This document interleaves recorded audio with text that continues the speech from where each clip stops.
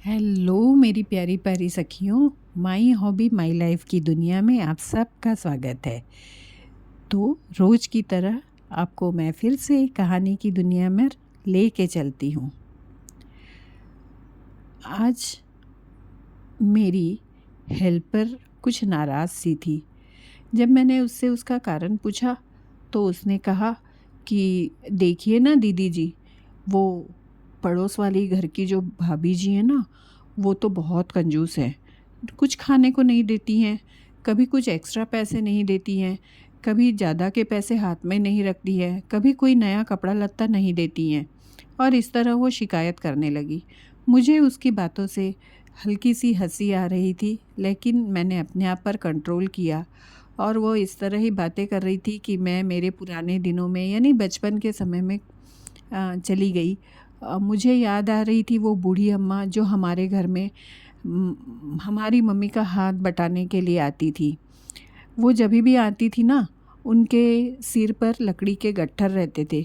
वो लकड़ी का गट्ठा गेट के बाहर पटक देती थी और हाथ पैर धोकर अंदर आ जाती थी।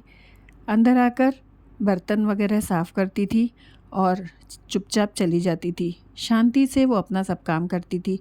कभी किसी चीज़ की शिकायत नहीं करती थी, मांग नहीं करती थी। मम्मी अपनी खुशी से जब कभी उसे खुश होकर कुछ एक्स्ट्रा पैसे देने लगती तो वो कहती थी कि मुझे हराम की कमाई नहीं चाहिए, मुझे मेरे हक़ का दे दे। और अगर किसी दिन मम्मी ने उससे कहा कि चाय पियोगी, तो कहती है कि मैंने तुझसे मांगा था, जिस दिन मुझे चाहिए होगा ना मैं खुद पी लूँगी, मैं खुद मांग लूँगी तुझसे, तब तक ना पूछ मुझसे। मैं किसी के घर में फूकट का कुछ नहीं खाती हूँ। इस तरह हल्की सी मम्मी को डांट लगाती हुई वो चली जाती थी। मम्मी मुस्कुराते हुए उसे देखती रहती थी, कहती थी हाँ हाँ अम्मा, जब तुम्हारा मन हो तो मांग लेना। हम लोग उनकी बातों का उस वक्त कोई मतलब समझ नहीं पाते थे, लेकिन आज समझ में आता है कि गरीब होकर भी वो कितनी खुददार थी।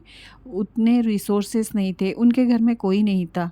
उनके घर में खाना बनाने के लिए भी एक चूल्हा ही था और उतने पैसे भी उस वक्त उनको नहीं मिलते थे जिससे कि वो कुछ अच्छी ज़िंदगी जी सके। बस खाने कमाने लायक कमाती थी वो कि उनकी पेट भर जाए। वो लकड़ी का गट्ठर इतना भारी 2-3 किलोमीटर लेकर पैदल चलती थी।